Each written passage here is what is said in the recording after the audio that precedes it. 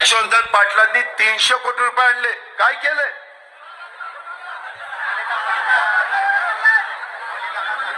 सगळं गोड गोड बोलून आमच्याकडनं, देवेंद्र फडणवीसांच्याकडनं, एकनाथरावांच्याकडनं, अमित शहाकडनं मंजूर करून घेतलं आणि सोयीचं आलं की गेला निघून.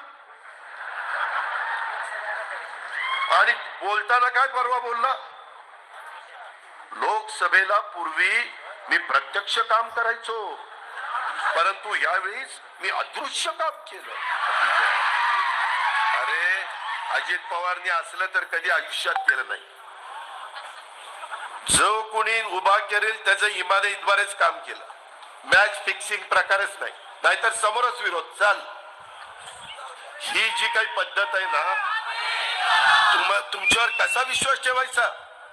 तुम्ही एकीकडे आम्हाला घरी खानदानाला दिलं, जेवायला घातलं, वाळलं आणि अदृश्य प्रचार केला.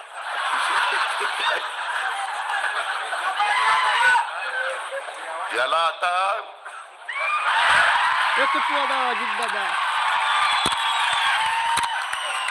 सांगा घोडा कसा असतो. घोडा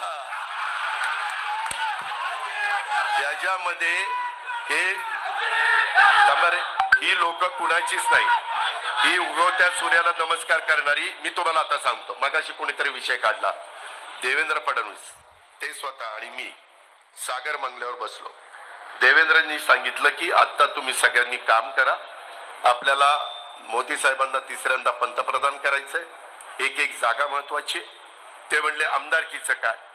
ते म्हणले, मी म्हणलं आमदारकीच्या संदर्भामध्ये मी काही बोलत नाही. मग ते म्हणले देवेंद्र जे निर्णय घेतील तो मान्य. मी म्हणलं ठीक आहे, देवेंद्र जे घेतील तो निर्णय मान्य.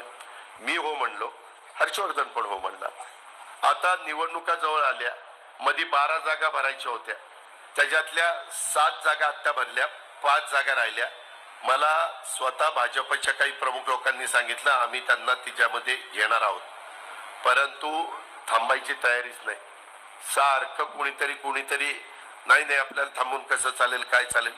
ते त्यांच्या पक्षाने काय करावं त्यांचा झालं, भाजप सोडून दिला आणि आता त्या राष्ट्रवादीमध्ये पक्ष पवार साहेबांच्या पक्षामध्ये गेले. सारखे दलबदलू कोण तुमच्यावर विश्वास ठेवणार आहे? तुम्ही गशी पाटलांच्या वेळेस उमेदवारी नाही मिळाली म्हणून अपक्ष उभा राहिला. त्यावेळेस सांगितलं की आम्ही सूतगिरणी काढणार आहोत. बावड्यामध्ये गेलं की यादी करा, लाखेवाडीला यादी करा, किती घ्यायची, जंक्शनला यादी करा, वालचंदनगरला यादी करा, बर्नेवाडी, अंतुर्ण, माझं सणसर, सगळीकडे याद्या. आणि मुलांना नोकऱ्या नव्हत्या, लोकांनाही वाटलं आता सूतगिरणी.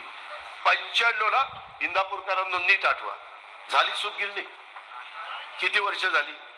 15 ही जवळपास 25-40 वर्ष झाली, नाही 30 वर्ष झाली, ती 29 वर्ष झाली. 29 वर्ष झाली. तुम्ही किती फसवाफसवी कराल रे? आज या पद्धतीनं तुम्ही करोडो रुपये माझ्या इंदापूर तालुक्यातल्या जनतेला कमी देता. छत्रपतीनं पण भाव 3000 दिला, पण एका वेळेस दिला, 2-3 टप्प्यामध्ये दिला नाही. कशाचे? सूतगिरणीचे. तेव्हा आता सूतगिरणीचे पैसे दिले नाही, व्याजासकट वसूल करायला पाहिजे. हे जे प्रकार आहेत ना, विश्वासार्हता तुमची काय? आज तुम्ही 4-4 वेळेला निवडून जाता, तुम्ही त्या ठिकाणी निराभिमा कारखाना अडचणीत आणलाय. मी मगाशी सांगितलं त्या सगळ्या संस्था अडचणीत आणल्या. सूतगिरणी तर उभी केलीच नाही. शिक्षण संस्थेची पण चौकशी लागली. मला आता माझे एक सहकारी सांगत होते, दादा इंदापूर अर्बन कोऑपरेटिव्ह बँकेला 10 लाख रुपये आरबीआयने दंड केला गेल्या वर्षी वाटतं. दंड केला का केला? काहीतरी चुकीचं होतं म्हणून केला.